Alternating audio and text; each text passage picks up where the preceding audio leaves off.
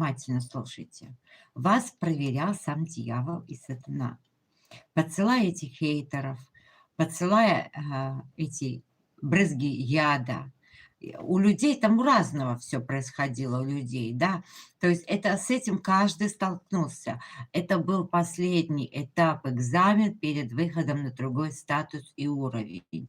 Это была проверка, проверка самого дьявола, сатаны. И мы должны были пройти эту точку невозврата. Я это знала заранее.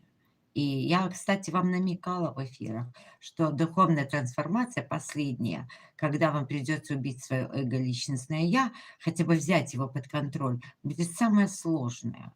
Потому что именно вот эти процессы, они самые сложные.